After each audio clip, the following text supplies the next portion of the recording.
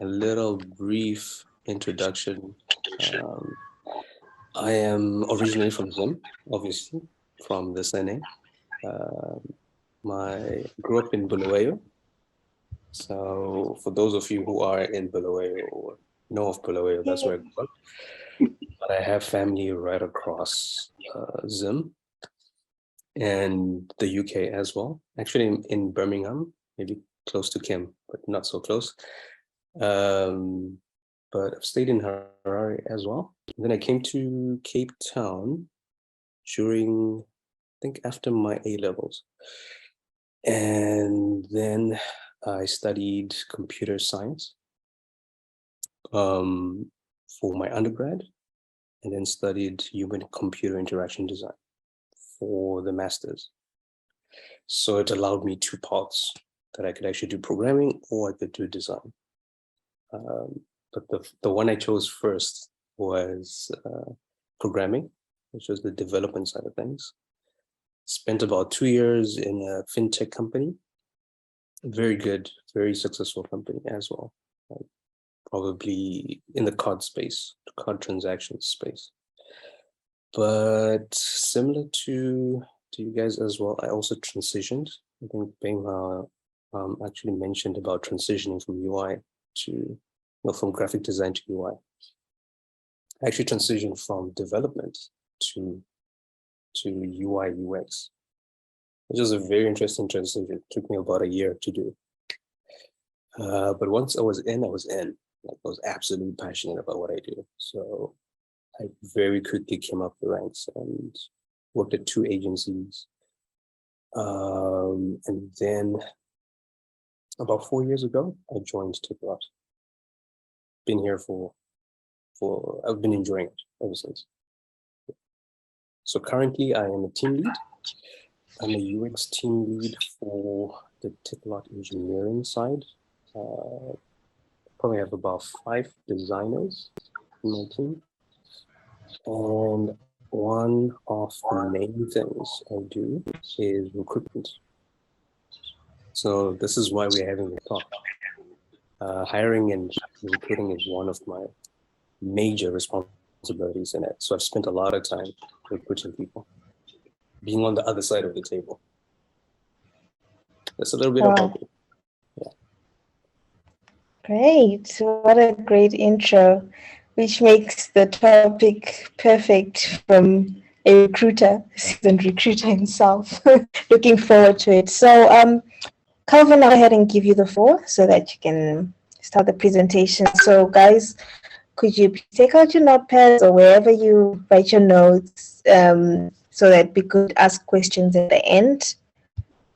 Thank you. You may go ahead, Calvin. So the way this presentation is arranged, it's 3 main parts. It's going to be the purpose for interviews, preparing for interviews, and then we'll have a Q&A session at the end. But firstly, kind of just want to know who actually is in the room, right? And we've got a chat, and what I'd like you to do is just to hit 1, 2, 3, or 4. Just letting us know, are you currently preparing for a UX interview? Are you working as a UX designer? Are you still to apply for this role? Or are you just attending? Are you just interested? You want to find out a bit more. So you can just type that out in the chat and just want to get a feel and the vibe of who's around.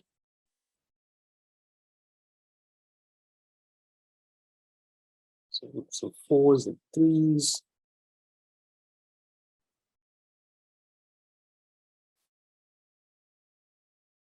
And Nadia says 3 and 4. I like that. 2 from Kuda. Thanks for joining us, Kuda. There's a bit of 2 and 4. Yeah. What does that mean, a bit of 2 and 4?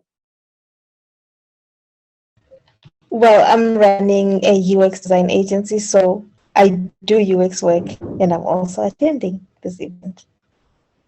Okay. And Nadia, what does 3 and 4 mean? I would like to apply for a role in the future, and also just attaining. Yeah. Good to hear. I mean, UX is an awesome career, guys. Like if you can get in, it's a really fantastic career, and it all depends on just what you're passionate about. But let's get going. Back to the presentation. So firstly, the first part that I want to start with is the purpose for interviewing. And this is a very critical place to start, mainly because if you can understand what the reason for interviewing is, you can then shape everything in terms of preparation and your answers around the fact, around the pivotal fact of your motivation. What is the purpose of interviews? So the main goal is really to find the right candidate for the role. So when we put out a job description and we put it out there to the HR teams or recruitment agencies, we are trying to find, in terms of personality and technical skills, the right fit for a role that is open in an actual company. So it might be that the company maybe perhaps lost a UX designer. Perhaps it's a small company, it's just opening up a design division within its company. Or perhaps it's a startup and they have just got an investment and they need to start designing things. So these roles open up because of different situations and contexts. The actual context is kind of different. So from an interviewer's perspective, the question is, why should we hire you as a UX designer in our company? But equally important for the candidate, you should be asking yourself, why is this company the right one for you to join? So if you think about it, it's almost like a date, right? If we go on a date, we're going to ask each other questions, and it's a dialogue between two people. And we're trying to figure out, is this the perfect match for each other? If any party feels like this is not the perfect match, you're okay, because you're allowed to just leave. You're allowed to say, no, let me move on. It shouldn't be a case of the company dictates the terms and they are trying to recruit you. You guys are valuable commodities. So much so that we spend a lot of money trying to find candidates. HR firms, recruitment agencies will have a budget to actually put out ads. They'll put them out on LinkedIn. They will put them on job boards, on Indeed, on websites, you name it. All with the point of trying to actually get you to recruit or get you into their company, to buy into their culture. So you can be picky. You're allowed to be picky because you are valuable commodities. It's one very important thing to understand. And hence, when you enter an interview, always carry that with you. That I'm going to have a dialogue with this company about recruiting my services. Does that make sense? I think if you guys can just nod, you can kind of see. Okay, cool. So let's chat a little bit about the types of interviews. And we're just going to elaborate on each one. So firstly, there's a first round interview. This is just trying to get to know you. And by this time, we already have your resume and we have your portfolio. So we kind of understand what you have done in your experience and kind of understand what you can do with your portfolio. But the first round is really get to just try to get to know who you are as a person. So we need to sit down with you, see you in the flesh, hear you talk. So that's the first round interview. And hence, it will have more introductory type questions. The design task is one where you may have already done the first round. Potentially, they could do a design task up front, and you are required to do a particular task that they send you. like a design brief, and they'll ask you to say redesign a homepage or redesign a flow. And the point of this actual interview is to test your technical skills. So we may not be entirely sure from a first round or from the resume or from the portfolio whether you have the technical skills to pull off what we need you to do in the company. So we will give you a very short kind of task to do just to get to see you wireframing or testing or researching. So I've mentioned here, it can be take home, which means you can be given a brief and you have, let's say, a limited amount of time, maybe a week to about 2 weeks, or even a day to actually complete the task. Or it can be on-site. So it could be during the actual interview. They'll ask you to whiteboard it on a, write out your flow or solution on a whiteboard. So that's another kind of type of interview you need to kind of prepare for. And then the cultural interviews. Cultural interviews tie into the personality of the person. So we're talking about your value system. So who are you as a person? Do the values you hold dear tie into and match what the company values as well, right? If you don't like smoking, you probably wouldn't apply to somewhere like British American Tobacco, right?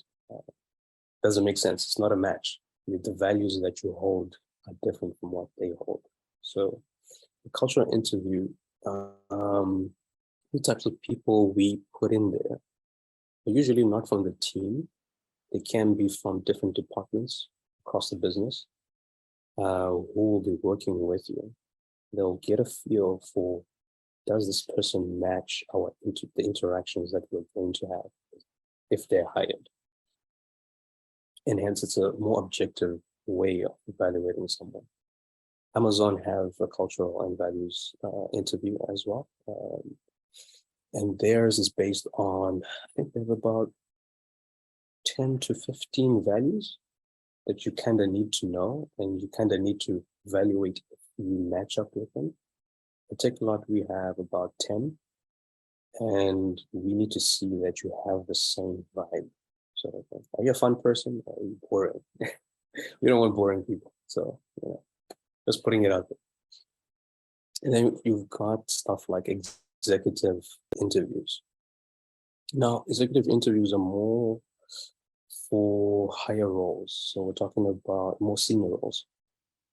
So we're talking about senior designers, we're talking about design managers, we're talking about heads of actual divisions, potentially directors, and hence the people in the interview, conducting the interview, like CEOs and CTOs and directors. This is, it's a very tough interview because it's a lot more strategic and a lot more people management kind of focused, less more craft. Everything else from like a junior, mid to a senior focuses very much on craft, process, and what you know, the technical skills. And so we'll kind of touch on that as well. And I've just put in here that your interview could actually be online or in person. And however, the fundamentals still hold.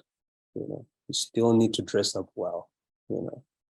You still need to like make sure you're buffed, you combed your hair, put on a good suit. You feel comfortable. You've drank some water. You don't feel dehydrated when they start asking you questions. Try not to put on a tie like Kim has there. You might choke yourself when we ask you tough questions. Get as relaxed as possible. But at the same time, very professional. Because first impressions do count.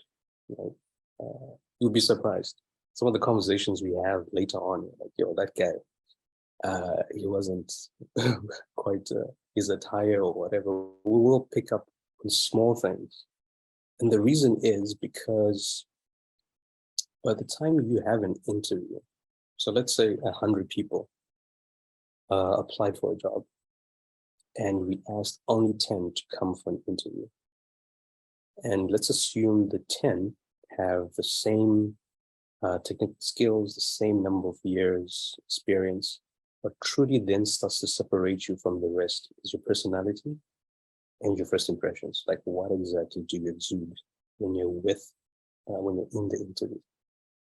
So in a sense, you have to be memorable, and you don't want to be memorable for a bad thing. You want to be memorable for good things. Yeah.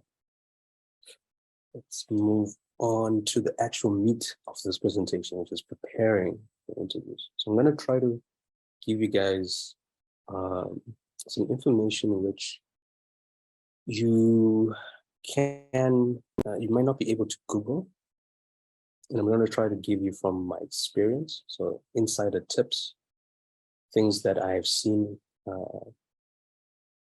throughout the number of years I've been in design. And also like trade street secrets as well, so that you guys have like that inside track. Okay. The main question with interviews, obviously for the interviewer, is why should we hire you? Right? I've mentioned that let's assume there are only 10 people who are chosen from 100.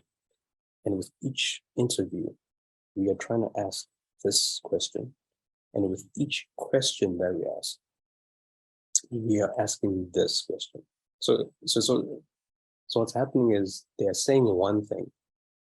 The subtone, the underlying question is always this: why should we hire you? We'd ask you to tell us about yourself, but we're still asking you, why should we hire you?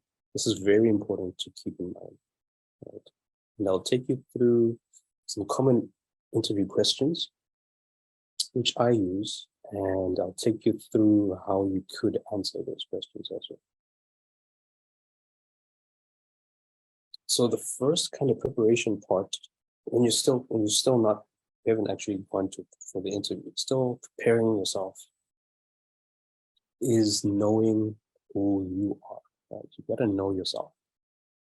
So in terms of your skills, experience, and your personality, these are three things which can be valuable to a company, but you have to break them down, write them down for yourself. The reason why I would recommend you write them down, so that you have the answer to these three on the tip of your tongue. You don't want to be in an interview and start thinking, what is my experience again? Is it 2 years, 3 years? What field have I worked in again? So I would like you to try to write it down. So here's an example. To break down skills, what UX methodologies have you been exposed to? If you're in UI, start thinking about some of the things like design systems, padding, margins, reuse of components. What have you done and at what scale? What tools have you used as well? So whether it's Axure, Sketch, XD, Figma, you name it. Have you exposed yourself to stuff like wireframing and prototyping, and in what capacity? So write it all down, just so for yourself, so that you can see it on paper. That, oh yeah, this is what I have. Experience-wise, which companies have you worked with? Are there any big names that you can call out and say, I've worked with Toyota, I've worked with Nando's, or I've worked with, you name it. And what industry sectors have you worked in? Is it healthcare? Is it fintech? Is it e-commerce? So that you just always cognizant of the fact that you know your stuff. You just need to know yourself when you come into an interview. How many number of years do you have? And number of relevant experience years, not just I have 10 years, but in terms of if it was UX experience, how many years is it? Is it 2 years? Is it 1? And then have you worked with PMs? Have you worked with BAs? Personality-wise, you're also thinking about, are you a fun person? I'm sure everyone would say, oh yeah, I'm fun. But if you were to ask a friend or a spouse or a girlfriend, and you ask them, do you really think I'm fun? Like, how would you describe me? And pay attention to the answer they give you. It's a very good reflection of who you are as a person as well. And then, are you a collaborative person? Do you like working with people? So there's some roles which some people don't like working with people. If you are in development, development is a great place because you don't get to interact with people as much. You don't get to do presentations. You don't need to be communicating with everyone all the time.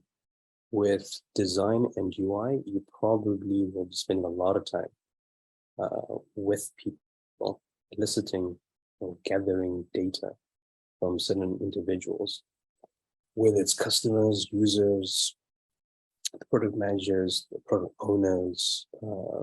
So you have to know your personality. Is it a fit? Is the role that you're applying for a fit? Are you curious? For instance, being curious is very critical for a UX designer because you need to be asking questions all the time. You can't really sit back and just be like, what's the brief? Okay, cool. Let me go push some pixels. You want to be thinking outside the box, so hence you have to continuously be asking the right questions. How are we going to make money from this? What problem are we trying to solve? Who are the users who are going to use this? How are we going to measure this? What does success even look like? Right? Those are some basic questions which you should just naturally be thinking about. But this is a very good example, right? You've put down everything, so now you know who you are and what value you carry. That's the first part. Second part, with your resume portfolio. How can you prepare? So we have let's assume you're coming to an interview. Right? So we have your resume, your portfolio. We can only ask you questions which are based on those two pieces of information, which means you may need to go back and remind yourself what is on your resume. So you need to start thinking about, and you should know the answers, right? How do you account for gaps in your actual career? So let's assume your last job was maybe a year ago or 2 years ago, or maybe there was a gap of 4 months between jobs. You need to try to remind yourself, why is it again that I have that gap? Because it's going to be asked. And so it's worthwhile going back to your inbox, checking up the emails, just to remind yourself what was going on during this period in time. For your portfolio, I would advise that you go through at least 2 pieces, best pieces of the work, best pieces and relevant pieces to the company that you're applying to.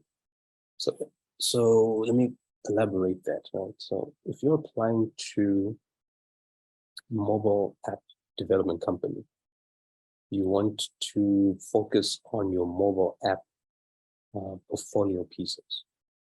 Don't try to focus on web pieces because it won't be relevant to the company. Again, the question which the interviewer is constantly asking is, why should we hire you? You're going to be talking about web at a mobile app company. You're going to be like, yeah, this is not the right person. But as you go through your best pieces of work, try to outline what the problem was. And this is what UX designers do so well. They can break down each project into 3 parts. It's the problem, the solution, and the results. So outline for each of the portfolio pieces what the problem was that you were trying to solve, what you did on the project. And this is a very important part. I put it in caps because you may have worked with a team. Maybe all you did was to carry the coffee. So you actually didn't do any of the work. You need to be very careful what you say in the interview. Try as best as possible to be honest and do not try to lie your way through an interview. Right? Be honest about what you actually did. If you helped out with the research or you helped out with the presentation, sure. But you have to be very careful and also just letting the interviewer know this was part of a group project and we were a team of 5 people. We worked on this massive project together and we split the work in this way. And then more importantly is the results. As UX designers, we're constantly thinking about how to measure what we just built and then how to optimize what was built. So naturally, when you're taking interviewers through pieces of work, you want to hear about the problem, what you did, and the results. Let's talk a little bit about scenario-based questions, right? So an interviewer can give you some scenarios, and then they'll ask you if you've ever experienced them and how would you handle a scenario like this. So to prepare for those, you may want to go back to the job description firstly, and then note down any personal scenarios that you have experienced in previous companies that match the job responsibilities that are outlined in the description. Yeah. So sometimes job descriptions could outline close to 10 to 15 responsibilities.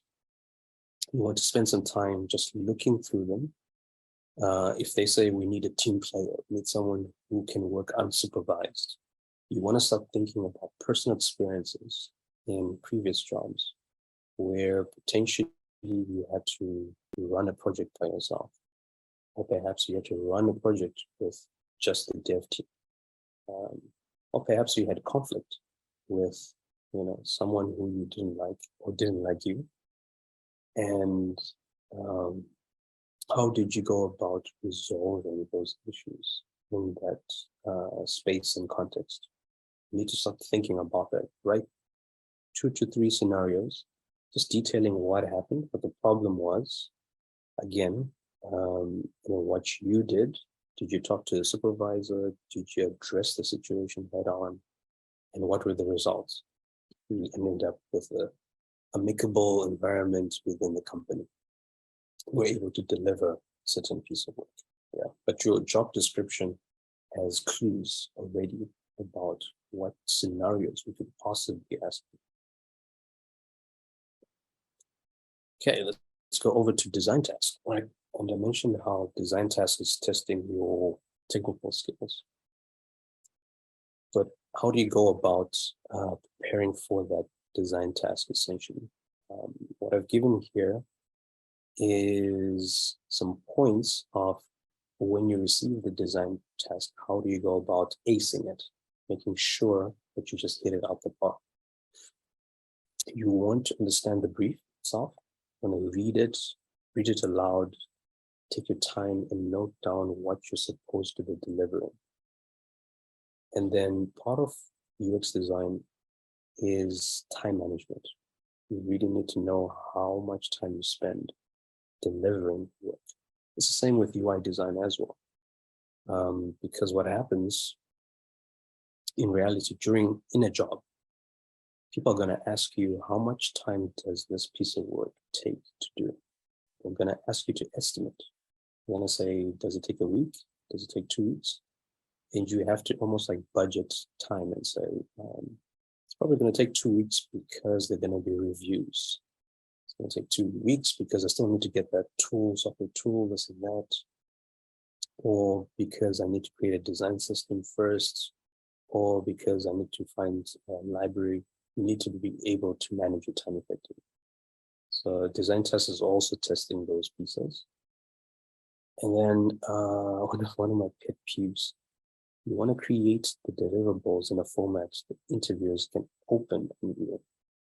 Sometimes we get design tasks which we literally cannot open. It's just like, what are we supposed to do with this? And it could be in a case where, let's say, the interviewers are using Windows machines, and perhaps you did your presentation in Keynote. Keynote only opens on Mac, right? And so your interviewer may not be able to open that. So you have to be wary of that fact and make sure you deliver stuff like PDFs, PNGs, put it into a Dropbox, put it into a Google Drive link. Make it more accessible for the interviewer to see and open. And also in terms of the presentation, you may be asked to present the task to the interviewers. They may set up a day for you to actually present it, but sometimes they won't ask you to come in and present the presentation, which means the presentation has to be self-explanatory. Without you being there, can the presentation communicate everything you did in that design task? So there's just something to keep into consideration. At Takealot, the way we mark our design tasks, I've actually included it here, marking criteria for UX designers. And this is for all the levels, junior, mid, and senior, is the research depth. We give tasks for about 2 weeks. We let you go off and think about it, research, do your presentation, do the work, do the presentation, put the presentation together. But when it comes back, probably, let's see, 3 people will mark against these criteria. The research depth. So how good was your research? Did you speak to people? Did you survey users? Did you interview people? And then the quality of the wireframing. This one's important for our company because we deliver very, very high fidelity wireframes, which means they're just more detailed. So if you produce something which is, it barely you can kind of make out the pages and stuff, it won't really pass the bar. You need some level of expertise, which is closer to like a UI kind of execution, much cleaner, much more detailed. That's the level of wireframe we're looking at. And then the use of web patterns and app patterns. This should be fundamental to a design, any type of design. You should know your web patterns and you should know your app patterns. So your app patterns, obviously, is for the iOS and for your Android phones. If you go for Android, it's the material guidelines online. If you go to the website material.io, that is where you will find Android guidelines. If you go to human guidelines, that's for iOS. They detail all the patterns. So the rules around which your design should live and the rules that they should actually follow. And we also mark against a good design process. Did you follow an actual design process? Or did you just like, I'm just gonna design this immediately? So did you do some research? Did you do some wireframing? Did you draw on paper? Did you test with people? So testing is also a major part once we put in, did you do any testing? And then lastly, did you deliver on time? You get some people who are like, oh, can I send this thing through, maybe a week from now, which does not fly. Like, that's way too long. I've given you some time, right? So full marks if you can deliver stuff in time. Okay, let's talk about common interview questions. These are some of the questions I actually use in interviews. And I'm gonna go through each one of them and kind of give you some of the secret sauce or some of the insider tips of how to answer them right. I see Kuda drawing around there. That's right, Kuda. Common interview questions. So one of the first questions is, tell us about yourself. Now, this question is not about you telling us, I have this dog, and I feed this dog called Danger, and I go to work by the train, and I get to work, and I'm there at 8, and I leave at 5, And yeah, I love my job. It's not about that. Again, the second question, which is behind this question, is why should we hire you? So when you're answering this question, you should be trying to answer why should they hire you, even though you're telling them about yourself. I think we did that exercise earlier, which was the skills, experience, the personality. So when you're telling them about yourself, you could actually be going through those three. You could be saying, I have got 4 years of experience. I've worked in fintech, healthcare, and in the automobile industry. I've worked with tools like Adobe XD, Action, and Sketch, and I work well with people. I enjoy being around people, and hence testing comes naturally to me. That's a really good answer for like, tell us about yourself, because it's also saying why. It's also answering the question, why should we hire you? Does that make sense? Same thing for ideal design process. What is your ideal design process?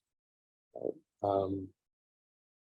A lot of candidates try to give a textbook answer to this question, and it's something that you can Google, and they'll just say, yeah, gotta do research and then testing, and then what we're looking for is a more sound, realistic design process, which takes into account the nature of business, the nature of companies. Some companies have money, which means they have people to do a number of things. Some companies, they only have one UX design, which means you can't do as many things that you should like to do. You can't be doing personas because you just don't have the time, the resources to pull that off. So your design process has to mirror something which is realistic. So what we are doing as interviewers, we're listening in. Like, is this guy giving us a realistic thing? Or is this just some fluffy, ideal kind of situation? But again, why should we hire you? And then I've got a question here. If you had to pick a piece of work that you're most proud of, what would it be? Don't go after the piece of work which you think is wow, right? Go after the piece of work which is relevant to the company, sells your skills very well, and showcases that your skills and expertise line up with what they do.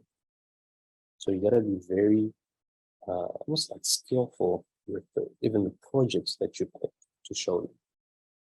Even in a portfolio, if you have 5 pieces of work, and let's say 2 of them are relevant to a company that you're applying to, I would actually throw away the 3 and just keep the 2, and just make sure the 2 really hit home, because the other 3 are just distracting. It's just noise.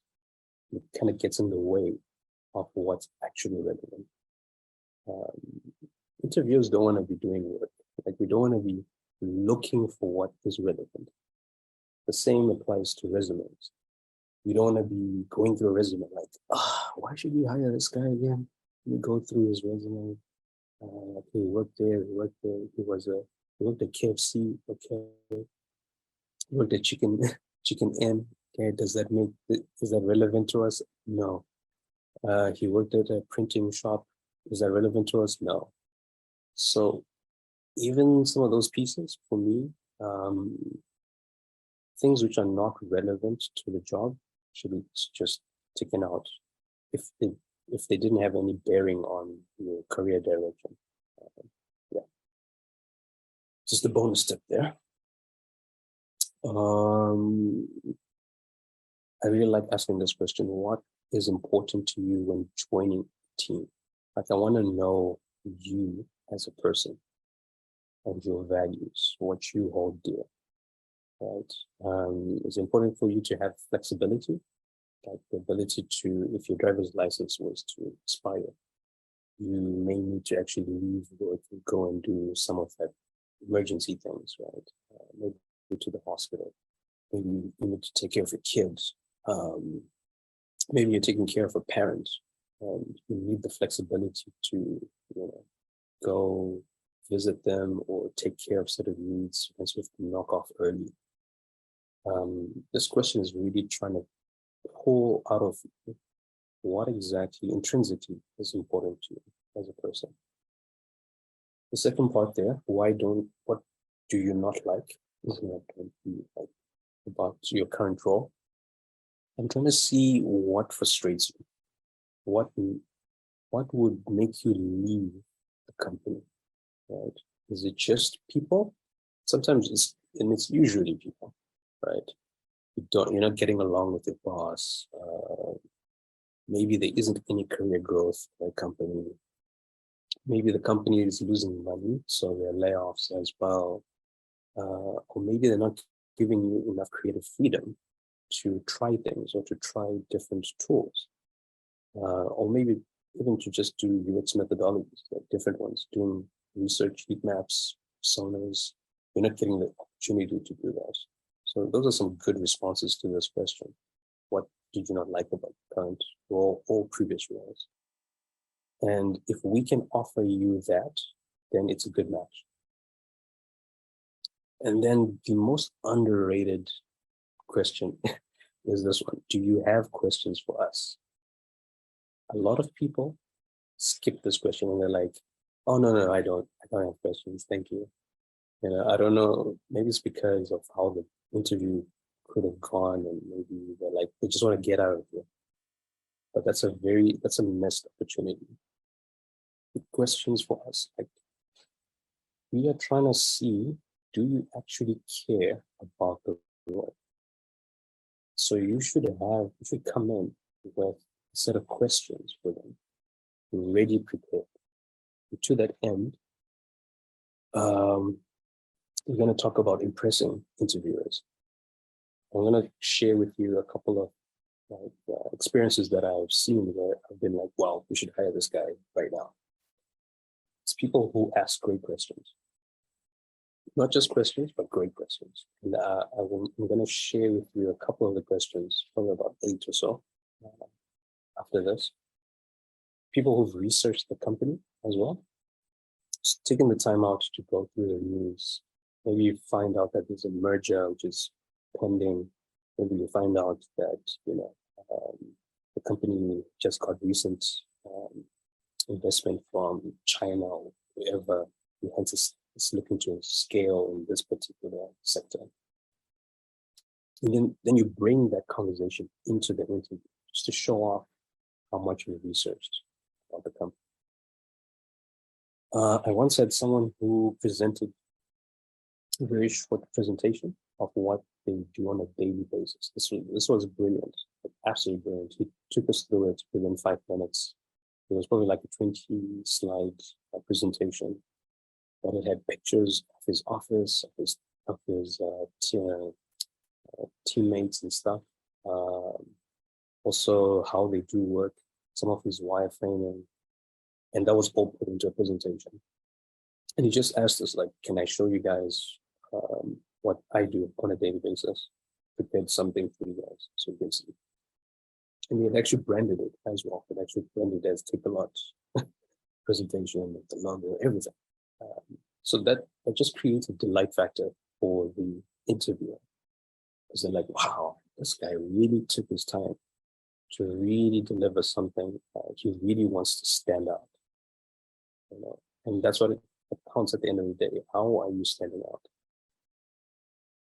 Recommendations for the company's product or app. So this question is most likely going to be asked, which is, what would you change about our current system or app? So try to beat them to the punch by already giving them in a presentation, like, oh yeah, I've already done that for you. I've found 5 things, and I've prioritized 2 things which are highest priority around which you could change in your actual app or company. And then the other parts are about the establishing rapport between people. So remembering names. Spend some time researching the interviewer. Let's say stalking the interviewer's profile. find out how they got to that position. Perhaps they also went to the same agency that you did.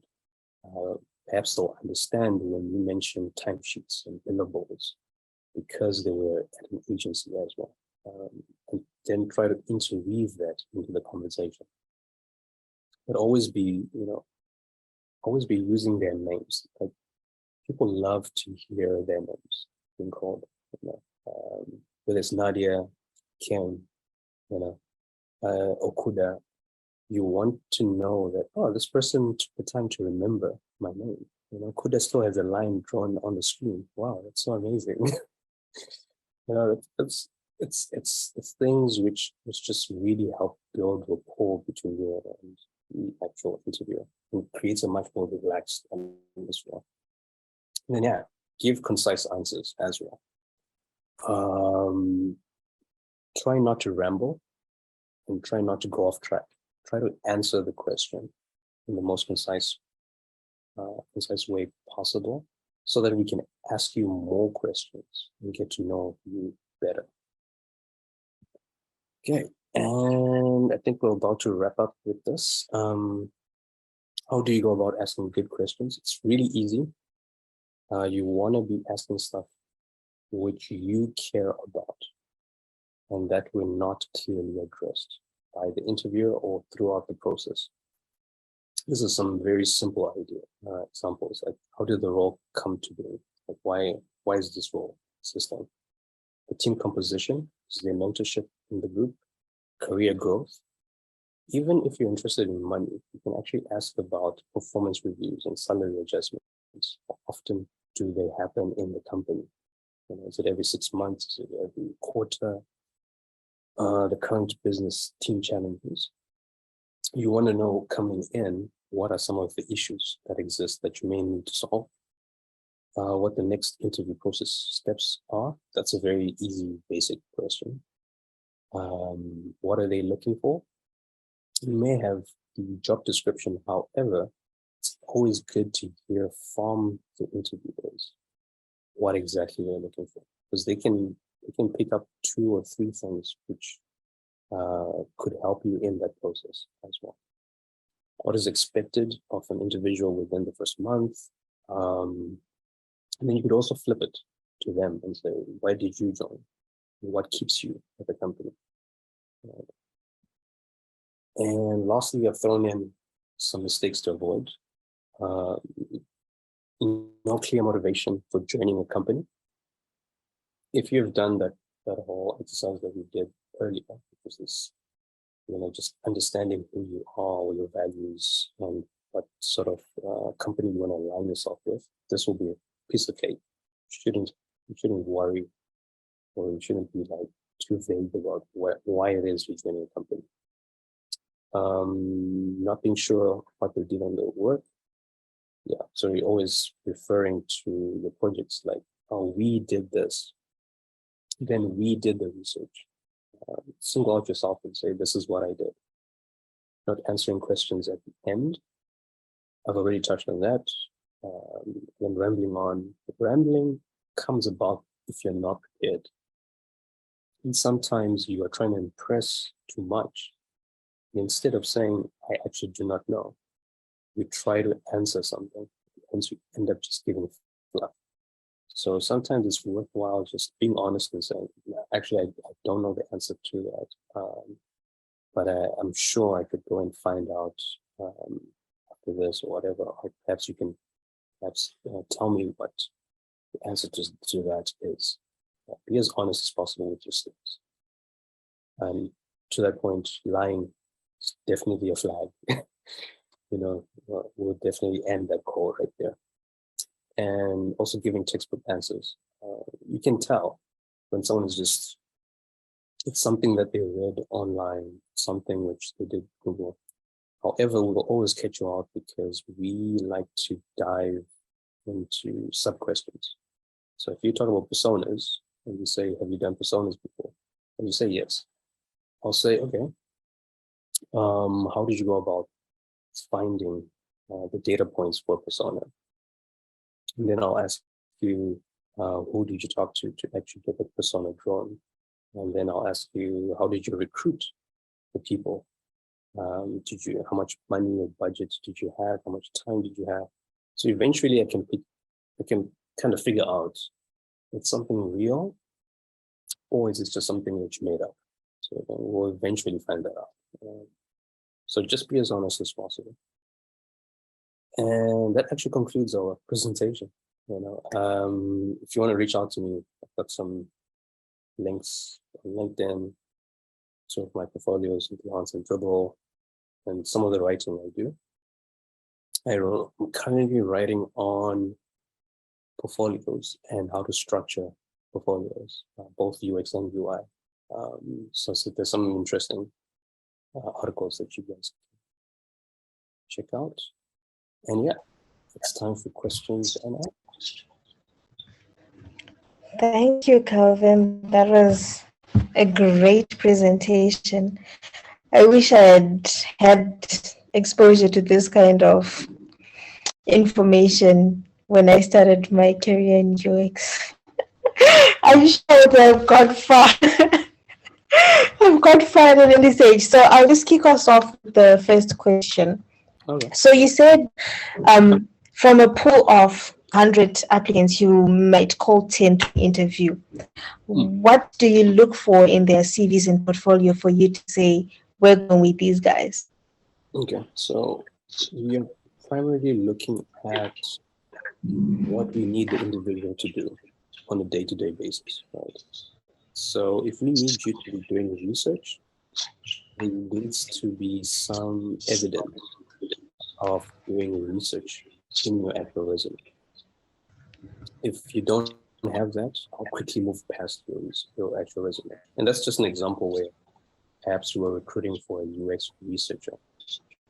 And if it was a portfolio, I am looking for technical skills which I can work with. Like, you don't have to be perfect, because we do give leeway to say, okay, even if this person is a 5, we could get them to an 8 over a period of 6 months. So there's some skills which are trainable on the job, and there's some skills which are non-negotiables. They have to be there before you come into a company. That usually dictates the seniority of the role. If it's a junior, you probably have more leeway. If it's a mid, it's slightly more leeway, but there's more responsibility, a bit more attention to the craft. If it's a senior level, we're looking for close to a polished or finished product of an individual and how they can get moving within a month or 2. Yeah. So those are some of the, and going through 100 CVs, you'll be surprised. I might take 1 minute on each particular applicant, and I can quickly evaluate, yes or no. Interesting. So the follow-up question to that one, you said you look for someone who has skills that you can work with or something that you can work with. What if I'm a designer and at Takealot, let's say you use Figma exclusively, and I'm coming from an XD background? I mean, the skills, people say the tool doesn't matter, but is that a limiting factor? Because you'd have to put some effort into training me to be able to understand your specific processes. So 100%. Does that disqualify me as a candidate? Yeah. So in most cases, it doesn't matter. Tools don't really matter because tools are very similar these days. If we talk about Figma, Sketch, XD, once you get to Extra, maybe slightly different and a little bit more time to actually upskill. So tools don't necessarily matter. However, having said that, the personnel and the nature of the company matters. And let me explain what I mean by that. So if in the team we are recruiting for a senior and you haven't worked with a particular tool, and we actually need you to have some knowledge for around that tool, we might not hire you because we may not have the time to actually upskill you. Like we need you to get going now. So sometimes it's the nature of the company. It's not necessarily the nature of you as a person. So if you're talking about like smaller companies, they need people to move fast. Can't be taking 6 months to actually get up to speed. So it's a yes and no question, a yes and no answer. Does that make sense? Okay, it does. And anyone else to go? I've got a dozen questions, so I'll let everyone else go. Guys, anyone with questions for Calvin? I'm looking forward to a question from Kuda with his yellow marker. Yeah, I've got a question, Calvin. Thanks a lot for really guys.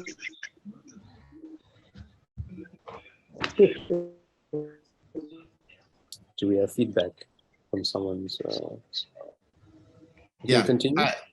All right. Yeah. Cool. Thanks for that. Oh, is there somebody going? Okay, Benham, you can go there. Andrew will come after you. Okay. All right. Cool. Thanks. Thanks, Calvin. So, Calvin, I just wanted to ask. So, let's say I'm preparing a portfolio for UX, and what kind of research would you expect me to have done in preparing a UX project? Cool. So again, it depends on the level of the role that you're applying for. Right. So if it is, let's talk about a senior role, we would expect a bit more depth and understanding around a problem area and how you then find the data to solve the problem. Right? We'll expect a bit more depth, more data points. We spoke to a lot more people, we did heat maps. There's a lot more depth to it. If you're a junior, you may have just chatted to your friends or to your mom, and showing them your design, and that was your testing, sort of thing. And it's like, okay, for marks for trying to test, but it's not a thorough test. You didn't take it through 5 people or 6 people, right? I'm trying to think what else I could say about that question. Just say it again. Ask the question again. There's something which I wanted to say about it.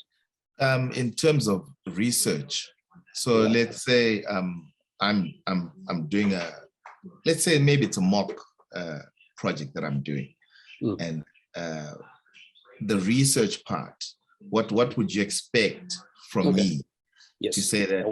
That was the other thing which I wanted to mention around that is it's also the nature of the project that you are putting into your portfolio. Is it a real project or is it a conceptual project?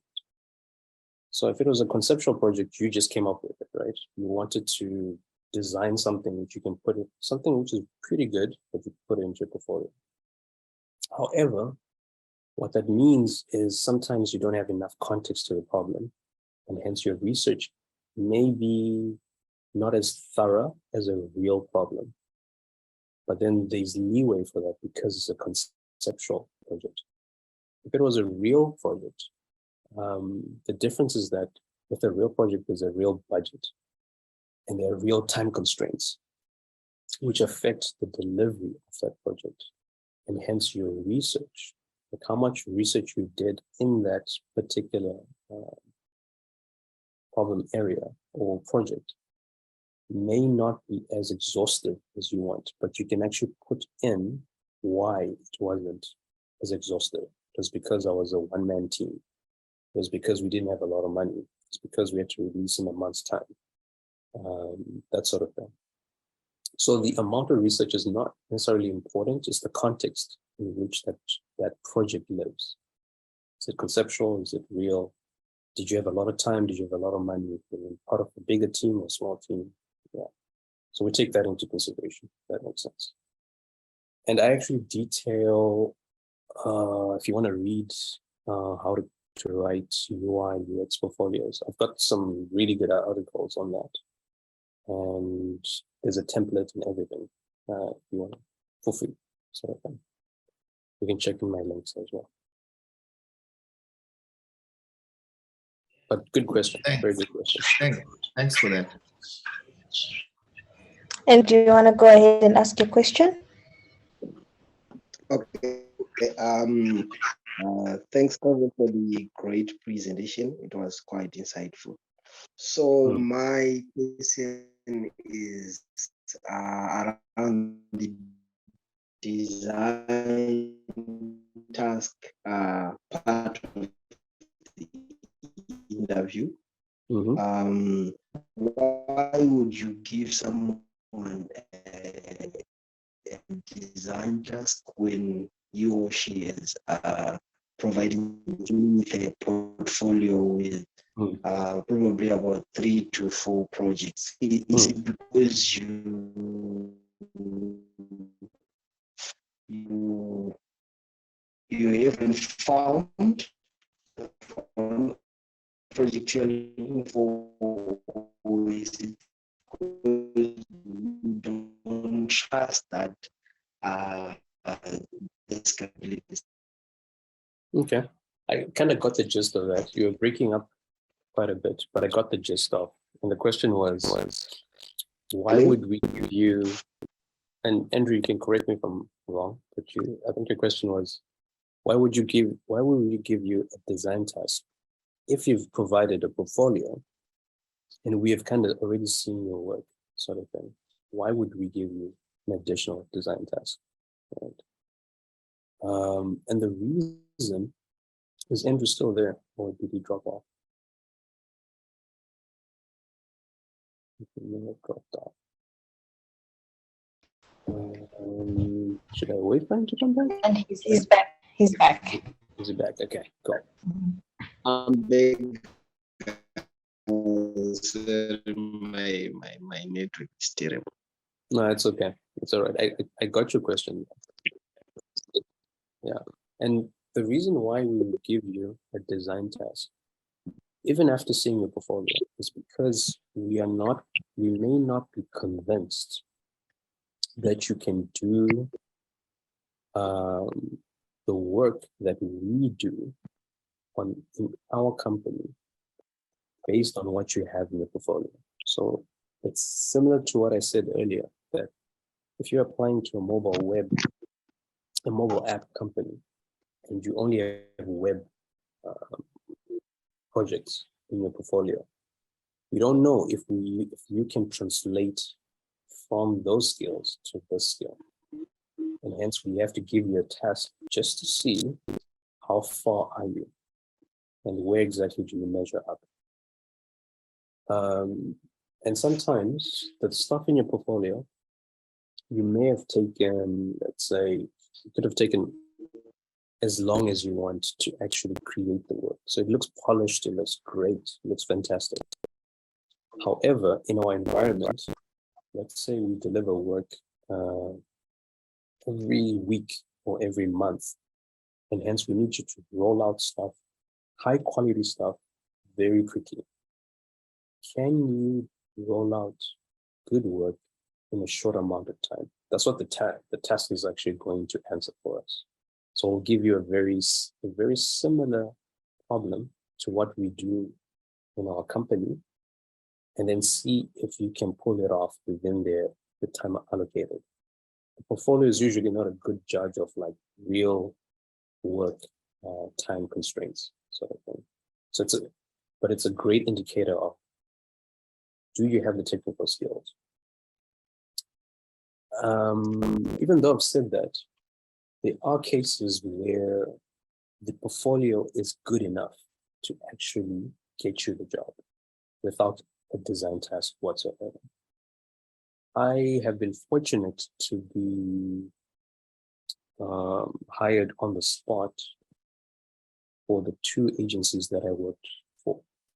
Like it was just, I came in, we just had coffee, they looked at the work and they're like, can you sign tomorrow? Sort of thing. Can you start on Monday? I've been fortunate that that has happened twice, sort of thing. So in that case, there was no design task, and it's usually in the case where you have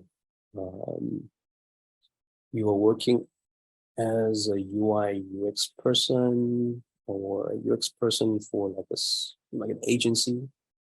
For more corporate companies and product development companies which are bigger, they will have a very strict hiring process. So you may have to always do the design test. So it also depends on the size of the company. Some companies don't have time to be doing design tests. They're like, I want to hire you now. Does that answer the question? Thank you. I've been answered. Cool. Okay, we have a question in the chat from Koda. Let's see. So I'd like to ask about if you are someone who's worked on projects that weren't implemented as design. Cool. You did a custom design in Figma, then development was done in WordPress, other off-the-shelf products with constraints. Does that work against you as a designer when you're assessing what I did? Use of app with patterns and results. Okay, so it sounds like you've been working on a project. Okay, so it wasn't implemented as designed. Okay, cool. And so the devs kind of deviated from, from what you designed. It starts to look not like what you designed. That's actually good. That's actually a good thing. And I'll tell you why. It shows that the real nature of design, the design industry. You're not working in a silo. You're not working by yourself. You are working with other designers, and you're working with other developers and PMs and project owners. And everyone is going to be putting their fingerprint on the piece of work, which means it's going to evolve and change with time. Developers, when they see your designs, they're going to say, oh, I need to change that design because we don't have a stack or a framework that we can build something like that. So what you do in your portfolio is you create your designs, but you can also mention what was implemented and why it was implemented that way. So what were the constraints? Was it the technology? So you mentioned WordPress, even though it was in Figma, it could have been the theme that we were using, could have been the stack that they were using as well, the API that we were using. There were certain constraints, and you just detail those constraints in the actual portfolio. So put in all your designs, put in what you designed, and put in what the final result was as well. That's perfect. That's fine. It's perfectly all right. But good question. Very good question. Could you answer?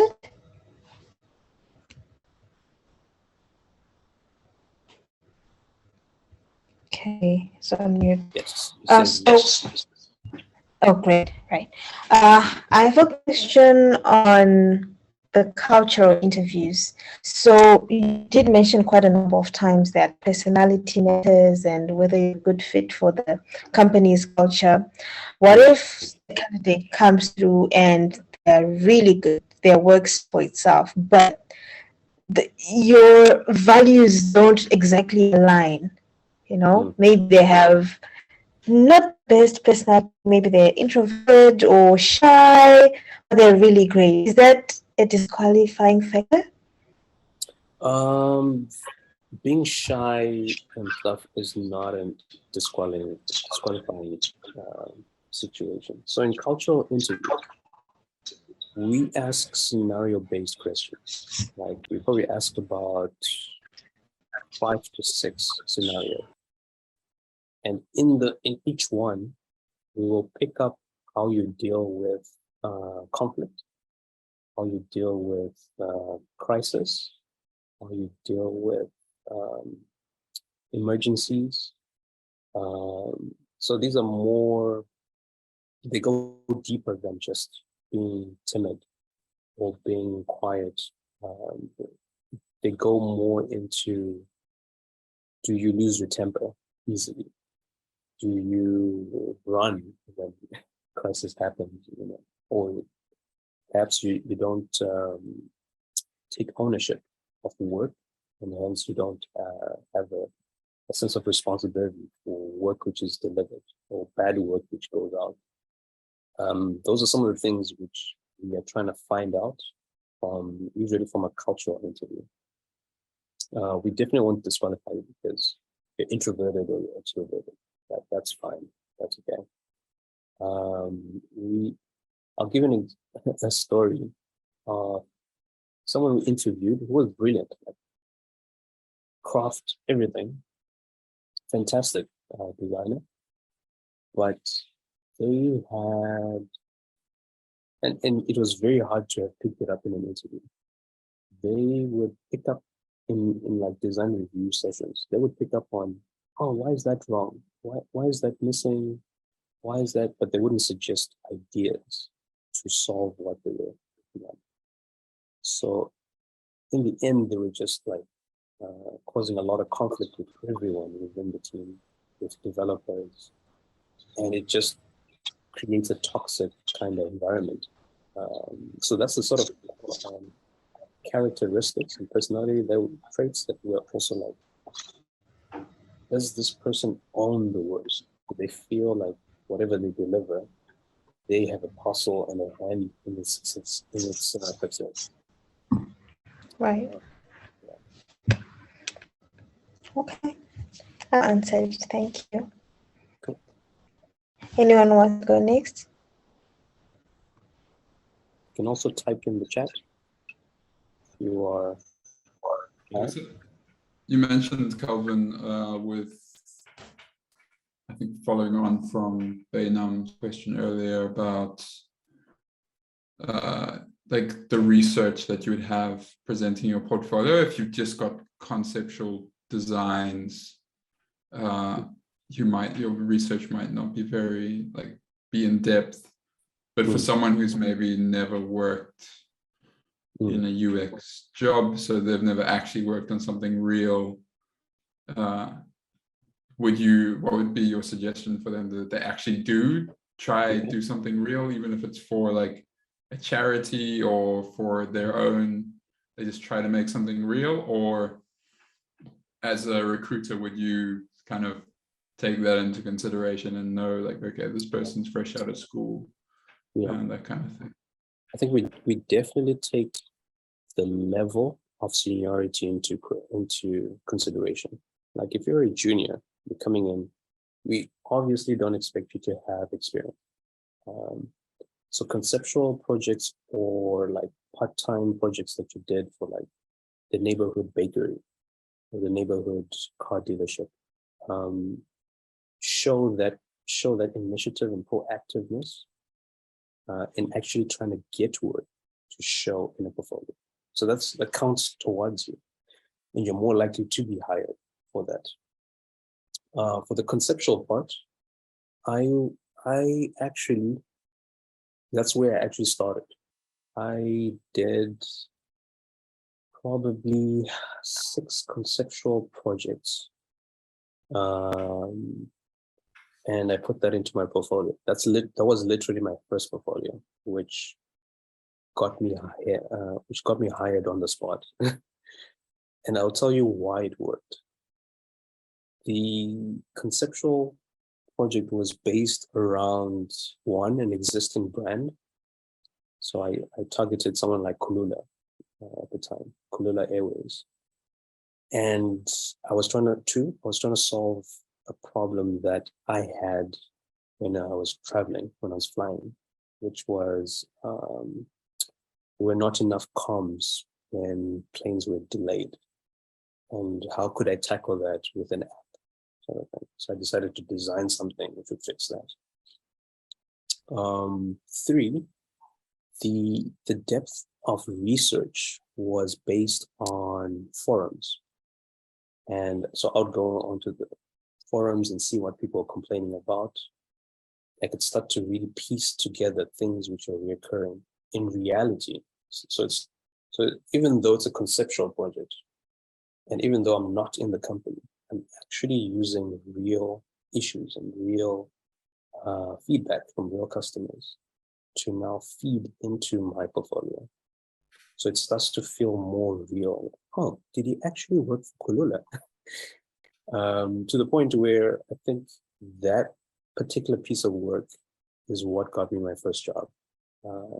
And I got a response from the Kulula's CEO, actually, about it. And he actually was like, oh yeah, we are trying to build something very similar, sort of thing. But it's still in the pipeline, it's in the backlog, this and that. But some of these conceptual pieces which you can tie to a brand, you can actually pitch back to the actual brand. And they might be so interested in it that they're like, come and work with us, sort of thing. Yeah. So it's a great way to get into the. How did they hear about that? How did the Kulula CEO hear about that work? So I also write quite a bit. I think when I was going to meetups, and I was going to like even LinkedIn groups like this and sessions, I remember meeting one of the best UX designers at the time that I knew, and I went to his talk and I asked him, what's one piece of advice that you would give me as a junior designer? And he said, you should write. It was like, there's nothing quite like writing, which exposes your ideas to the world and also gets your ideas interrogated by real people. And so when I did that by Kulula, I immediately wrote an article, put that onto, where did I put it? I think I put it on News 24, because News 24 has got like a reader's column or something. And so people are now commenting on it as well. So it's now generating its own kind of viewership and stuff. I did the same thing for F&B. So when F&B changed their website, they had a massive kind of revamp and refactor. I did like a heuristic evaluation, which is just like you do an audit, which you look for things which may be problematic with the new site. And then I gave recommendations of what it could look like as well. And then I posted that as well on News 24. Like, the F&B team actually reached out to me and they actually wanted me to come join them. That's cool. Some of this stuff is stuff which no one tells you, but yeah, hopefully you guys have noted that down somewhere. Yeah, it's amazing. There's this term that I hear people use sometimes, like permissionless apprenticeship. It's like, don't wait for someone to give you an apprenticeship, just do the work. Correct. And they might hire you, or someone else might hire you based on it. So that's awesome. Thanks. Kuda's got a question here. It says, what new emerging skills, technologies do you think UX designers should learn to remain or be more competitive within better developed African markets like SA and around the globe? Yeah, that's a very nice, awesome question. Let's take it piece by piece then. So new and emerging skills, technologies, okay. They should learn to remain more competitive within better African. Okay, so African markets, you would need to understand who are the big players in the African markets, in the emerging markets right now. Right. The reason why I joined Takealot is because it's one of the biggest e-commerce platforms on the continent. Right. It's probably second to Jumia, who's in Nigeria at the moment. And the way we do e-commerce is very different from places like the UK or the States with your Amazons and Walmart. But it's very similar to places like India, also an emerging market where you've got big brands like Flipkart and Snapdeal. Those are the two of the biggest e-commerce giants in India. And also similarly, in China, you've got AliExpress, Alibaba, GearBest, and all these guys. So the way you would need to stay competitive is to, one, understand who are the big players in industries which you are interested in, number one, and what is happening in Africa right now, and what is that next trend. So it's such a broad question, because if we just speak about e-commerce, for instance, the big thing right now in SA is delivery kind of applications. So Takealot is one, Mr. D, Superbalist. So convenience of actual shopping, which is brought to the African market. In Nigeria, they struggle because there are no street names or numbers. They'll just say it's the house by the tree, sort of thing, or it's the house behind the tavern, sort of thing. Which means your app can't operate like an app which exists in America. So there's some challenges and constraints that the environment presents you. And so as a UX designer, you have to be thinking, how do I solve these sort of problems? And in terms of skills, so I think you mentioned skills and tools. No, you mentioned skills and technologies.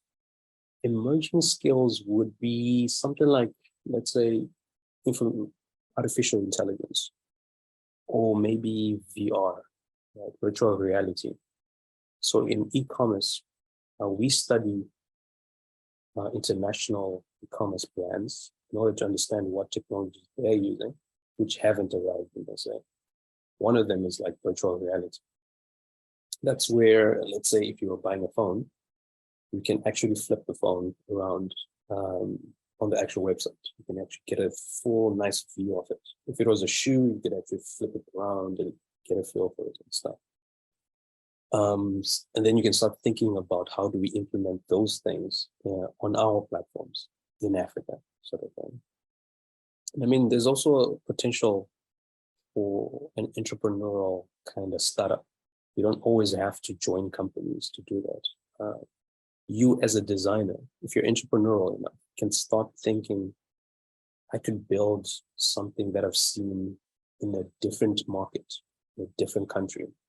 And I can start building that up in Africa and create your own kind of, resource for people to use. But on a smaller level, if I was to go much lower, do I think that UX designers should learn to be more competitive? I think one of the biggest things is probably understanding and use of different tools right now. So XD, Figma, Sketch are the three main ones, but Figma is probably the most widely used at the moment. And so getting exposure to that, spending some time in that tool will help you be more competitive and sell yourself much better when you actually approach companies as well, especially if you're in Zim or SA. Even if you're in Zim right now, if you come to SA and you know your Figma, you should be good, sort of thing. So there's some skills like that, like tools, you should be learning. Axure is actually a good one. AXURE. Axure RP. It's a stock standard UX design kind of tool. It's very expensive, but you can get a 30-day trial, and that's all you need. You just need to get it familiarize yourself with the tool and its interface and what you can do with it, and that's about it. So that when people ask you in an interview, you can say, yeah, I've used Axure for 1, 2, 3. I've used Figma for 1, 2, 3. I currently use probably I use Agile the most, and Sketch the most, and then XD, then Figma probably last. Yeah. And then in terms of other tools, if you were to, whether you're in African market or international, data tools like Google Analytics is worth learning. So Google Analytics actually has an academy where they give free lessons about the tool, and you can get a certificate for free. So it's worthwhile going to the site, just learning about how that technology works and how you can get data from a website or an app. And then getting that certification and putting that onto your CV. Make you more marketable, much more, can sell yourself much better.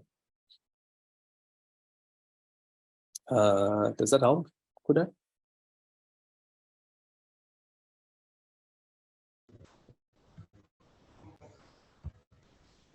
Oh, great. Thank you for that. So, guys, I'm going to have to call the meeting because we've kind of gone over time. But it's been so great. If anyone still has questions, feel free to post them in the community group or on any of our social media platforms, and I'll forward them to Calvin and share the answers thereafter.